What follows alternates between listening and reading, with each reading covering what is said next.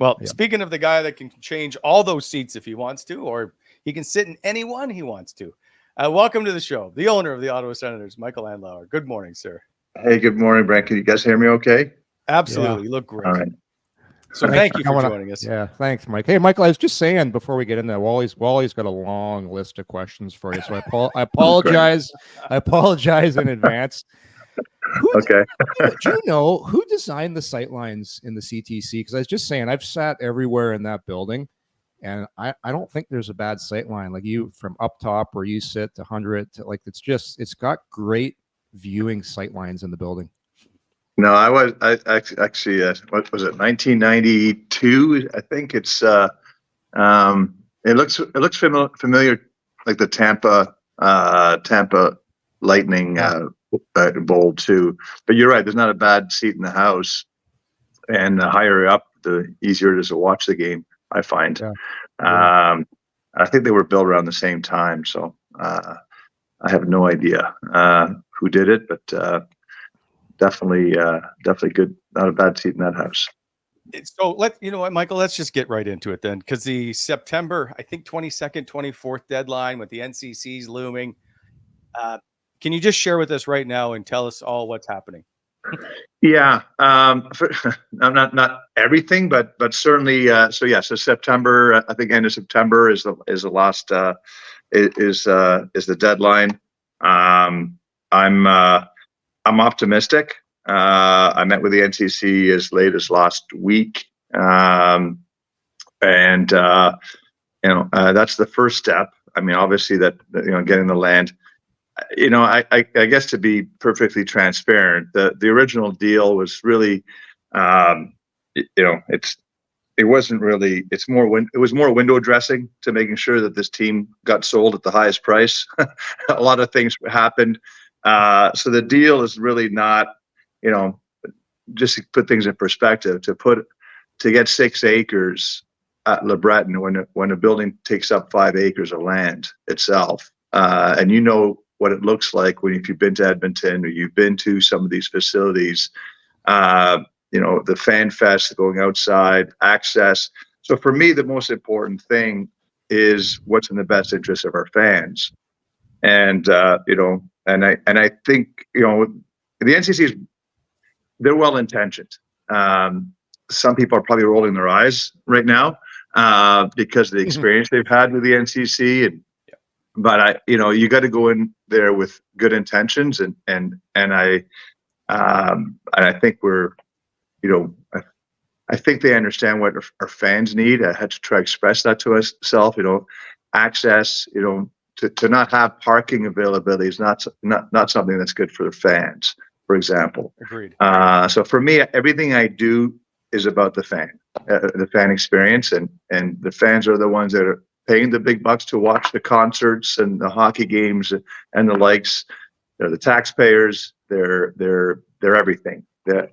So for me, I'm going to look to making sure we have our fans' best interest at stake. It's an opportunity to do something special. So there's no sense skimping right at the beginning. So that's we'll get there. I mean, the NCC is it's not the city. It's not there, but it's a great location. Certainly with the LRT right there. For Gatineau, it's literally in the summer day would be walking distance. And I'm excited. I'm excited about moving forward. So I don't know if I can ask you this, but I will. If the deal falls apart, which it's possible it does, whatever, does that make the extension to put a rink somewhere any longer? Or like my guess is, and it's just I'm throwing out a number, it's probably 7 or 8 years before we see a downtown arena if we get to that point. If the negotiations fall apart, whatever, is it easier or does it slow things down to put a rink somewhere else? I think it's a good question.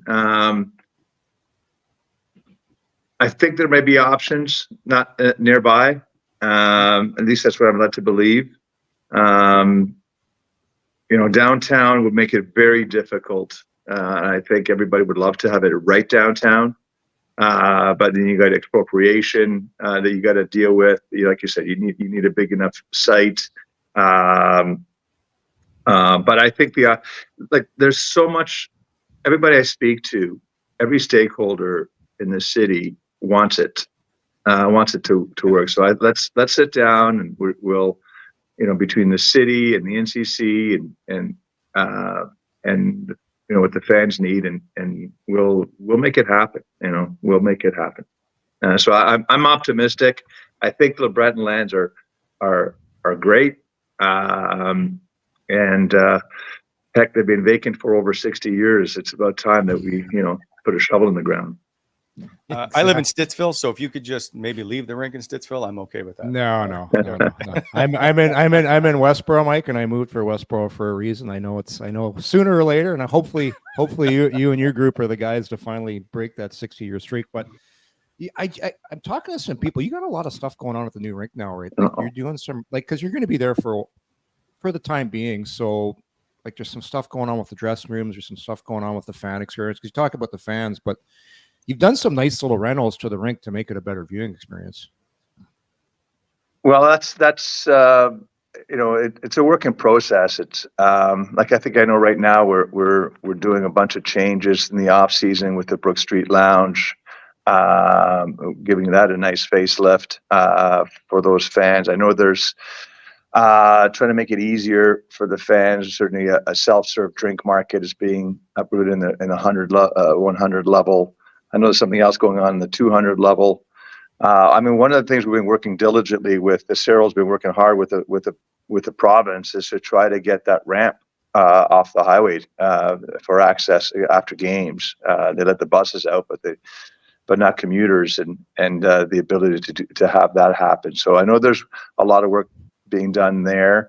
The club bell seats are being changed over to loges because that's in high demand. Just listening, trying to find, in the meantime, make the fan experience a little bit better. It's the off season. Obviously it hasn't been a year yet, but we'll get there. I heard you took apart the coach's room and redone the gym part, and I heard that was you. It sounds like your decision to revamp that whole area. Why was that important to you? Yeah, for me, you've got to give the best. If I give I always say to whether it be Steve or anybody works for me, I said, if I give you the tools to be successful, then I can hold you accountable. And you tell me what tools you need. With my experience with the American Hockey League team and then the OHL team, and seeing other areas, and one of the areas that really concerned me, and I think you talked about it on the podcast with Steve about Matt Nickel and sports science, the ability to take care of these athletes to me is paramount. And if you see the amount of injuries that we had last year, some of our superstars, getting paid millions of dollars on sitting up in the press box, and you wonder, are they injuries that are preventative or non-preventative? And to me, a soft tissue injury, a groin pull, and those things are things that could be preventable with the right care, or preventative care. So my first visit was I wanted to see the facility. My old equipment manager is Ottawa's equipment manager today, so there's a familiarity. It was the day I went to see Alfie, first order of the day to see Alfie at his place for lunch and meet him for the very first time. And I went through a visit of the dressing room, and the doctors' offices are literally in a cubby hole, like under the grandstands, and there's about 4 beds in the medical area and treatment. The gym was nice enough, but it wasn't from a treatment standpoint. I felt it needed to get improved ASAP. And Johnny suggested I don't do it now and disrupt everybody during the season and wait till the off season. So was the first order of the day, and Matt Nicol is championing that side with the medical team, and I'm excited for the players. That way they'll get the proper care and the proper space to be best in class. Yeah, I always found it crazy, Mike, back when I played. It's like you got these athletes. It's like you don't take a Ferrari and bring it to a regular body shop. Like it just doesn't. It never made any sense to me. So that's awesome to hear. But it's got to be nice for you now, though.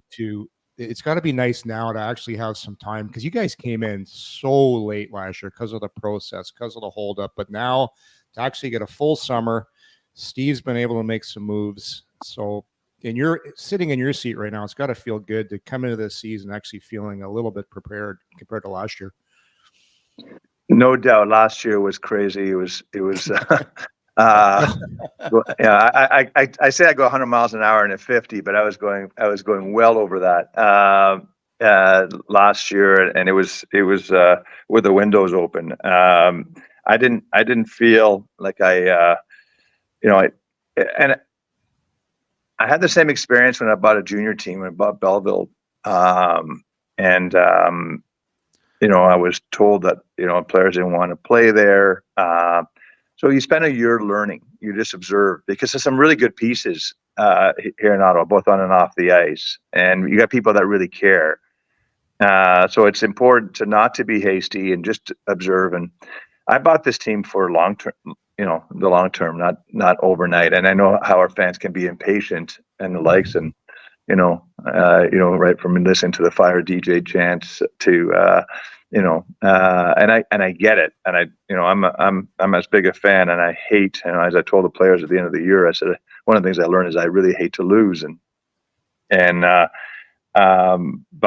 we've been able to focus on the hockey ops. That was the first order of the day, because I think that's what the fans look for in the fan experience, is to have a winning product on the ice and to have confidence in our team and pride in our team. So really focusing on that side of the business, and Steve's done an incredible job. People don't know how hard he worked through this whole process, and not to delve into his personal life, but his wife had medical issues with going through chemo and through this whole period, and the guy's a hero in my eyes. What he was able to accomplish in less than a year, but a lot has been done, and a lot of work still needs to be done. We're not done, but we have a nice foundation here, and we have some really great, young, talented, well-intentioned superstars on our team that need to be molded the right way. When you look at their team, the finalists this year, with their average age is 29, and we're hanging around 25 and change. And we got these guys. The future's bright as long as it's molded the right way. So I think we've set that foundation. We're going to continue to work hard. We won't take anything for granted, and I think we've got a much stronger foundation and a much stronger team moving forward. Do you need to still add to your hockey ops department? Is that something you're looking to do, or are you satisfied with where it's at? That's up to Steve to decide, really. But certainly, I think there's some fine tuning that needs to be done. I won't get into detail. I'll let Steve mention that. Speak to that. But there's fine tuning. I think there's, let's just say that in every aspect we want to have the best possible.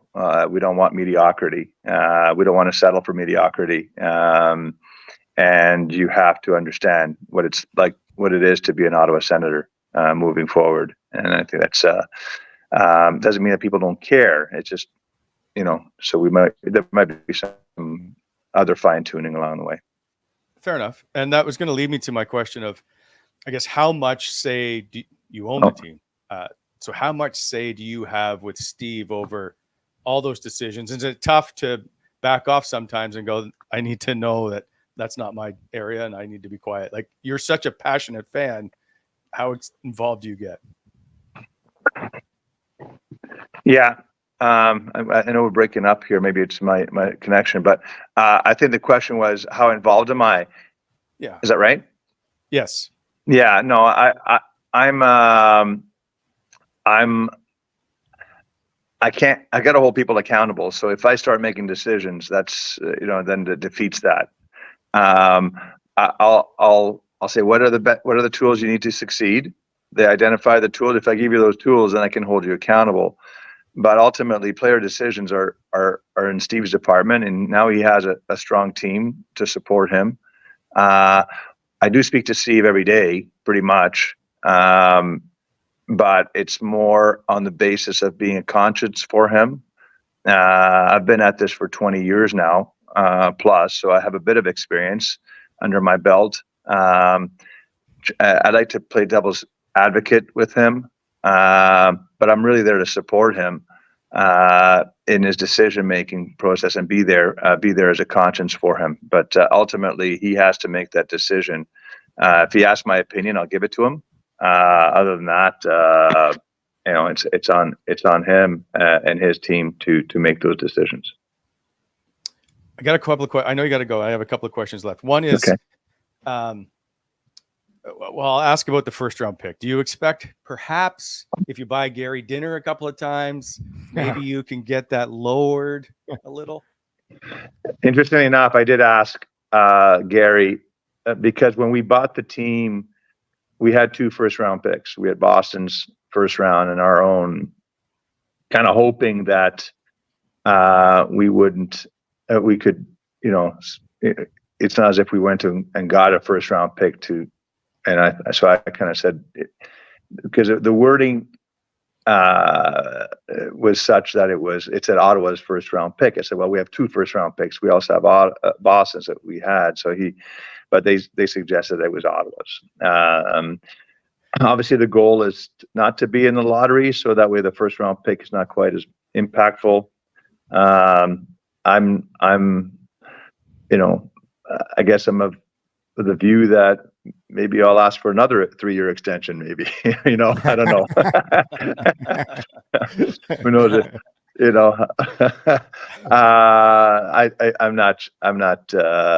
I'm not holding my breath on this one, unfortunately. I guess something I've inherited, and let's focus on trying to create a winning environment before the 3rd year is over, and so that way we have the 32nd pick, and that would be nice, wouldn't it? That would be great. That'd be great. We're all behind you if that happens. Michael, one last one for me. I know you're a golfer. Have you got a chance to go out and relax and play a little golf this summer? Have I a chance to relax? Yeah, I do. I have after the draft, about a week after, I finally started going to the cottage, and I take Fridays off from work and try to play that men's day on Fridays at Port Carlin Golf Club and just start to unwind and enjoy the things that cottagers do and on the water and friends and the like. So for the month of July, despite all the floods we seem to be having across this country, Ontario, Quebec, we have had some nice weekends and have enjoyed that. But I haven't played Royal Ottawa yet. I keep on getting invited to that, which is in beautiful Gatineau, and I want to be able to. I know people at the Hunt Club want me to join there or Royal, but I'll get spoiled in the meantime. So I think I'm playing there on the 3rd week of the month in August. So I'm looking forward to. I played playing golf in the Ottawa region. I played with Neil yesterday, who and he was saying that he's been trying to get you out forever, but you're dodging him. Yeah, no, it's Sean that I'm dodging, and he's the one that lives there, right? He's But I look forward to enjoying it, and I know we have our foundation golf tournament is on the 9th of September, which was my first an unofficial, team event. So I look forward to celebrate my first anniversary at the Senators Foundation, and which is obviously we've done some great things in my first year there, and such a big part, including the alumni. I did play in the alumni golf tournament. That was fun as well. Did some good things for that. That was a great day. That was a great day. A lot. I can't believe Larry Robinson came out as well, Michael. So good to see Larry. What a great guy. And you got to play with him too, right? I did. Yeah. He's another Hall of Famer. It's a great pride to have him as part of the Ottawa Senators. I guess he couldn't have been an alumni for the Senators. I don't think he was playing in those days when the Ottawa came back. No, so we just what a class act. Yeah, if you live within like 200 kilometers, we kind of claim you as an Ottawa guy. We stole Larry. All right, I'll make this quick. I love it. You guys have made it very clear the Gatineau region is very important to this team, which we have not heard for, I'm going to feel like forever. Why is it important for you, or why is it that you make it so public so that they all understand, or everybody understands how important the area is? I mean, you got to. Maybe I'm ignorant, or I guess maybe innocence is okay in this case, because I'm a newbie here in Ottawa, and I go to the restaurant in Ottawa, and I talk to the wait staff, and you get in a conversation asking where they're from. A lot of times they actually live in Gatineau and they work in the Ottawa restaurant downtown, or obviously we talked about Royal Ottawa with golf club, which is a lot of people in Ottawa go and play, which is in Gatineau. There's all kinds of examples. I can walk from my place in Dow's Lake to Gatineau faster than anybody could drive to Montreal. Like, Gatineau residents have more to relate to Ottawa than they do Montreal. So there's no reason. But when I look at it from the outside, I also know that we really haven't paid attention, to the francophones in Gatineau, and case in point, our comms folks, we didn't have any francophones. Our digital team, and it's not because we didn't care. We just didn't pay any attention. I think it's time that this community, that I know that Cyril's working with the mayor and putting up a Sensplex facility in Gatineau, or the opportunity for that. We did from the foundation standpoint, we looked at Roger Nielsen House equivalent to in Gatineau with Maison Papillon to start that up. So you'll see more player involvement. I think we're having a black and gold game there before the season starts. So they're definitely part of our community, and I'm looking forward to earning that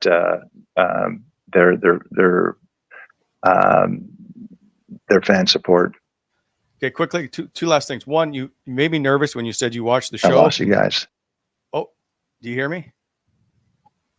I can hear you now. Okay, sorry. Okay. Keep on freezing. Nope, it'll be quick. I was nervous when you said you watched the show because occasionally I may have said that Jason York was the owner of the Ottawa Senators. I would just like to take this opportunity to say I apologize. I know that's not true. See, you never know who's listening, Wally. You never know. You know what? I said it at the outset. We are all owners of it. I'm just holding the torch for everybody, and I'm the biggest fan. I love the city. I love the fans. Our fans are so passionate, true fans, and so as far as I'm concerned, everything we do is for our fans. So if you're a fan, you're an owner, as far as I'm concerned. All right, fair enough. Finally, yeah, for sure. There's a question that's taking over the internet. Are you a bird feeder guy, or are you just normal like me and not a bird feeder guy? Bird feeder guy. let's put it this way. I've got enough goose shit on my lawn. I don't need to be a bird feeder guy. Sorry. One of me. Oh, I appreciate it. Michael Andlauer, thank you for stopping by. We really, I know you're a busy man, so I appreciate you taking the time. Thanks, Michael. Thanks so much. Thanks very much for having me, guys. See you soon. Have a great season. Take care. There goes Michael Andlauer.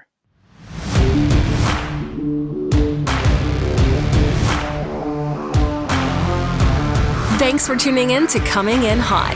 If you enjoyed the show, hit that like button and be sure to subscribe to never miss an episode.